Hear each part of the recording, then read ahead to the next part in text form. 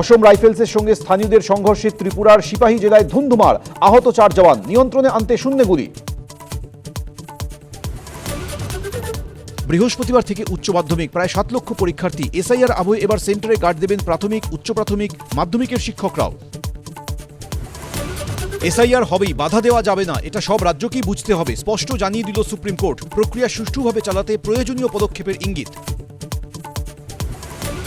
চুরির মামলায় দুষ্কৃতীকে ধরতে এসে বীরভূমে খোদ পুলিশই বন্দী। 8 ঘন্টা পরে এলো বিশাল বাহিনী, অভিযুক্ত সহ 6 জন আটক।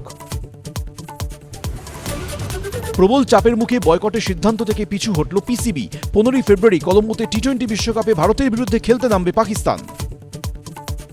14 থেকে পিছিয়ে 28 ফেব্রুয়ারি চূড়ান্ত তালিকা প্রকাশ করতে চায় নির্বাচন কমিশন। ভোট ঘোষণা হতে পারে 2রা মার্চ। দিল্লি গেলেন মুখ্য নির্বাচনী আধিকারিক।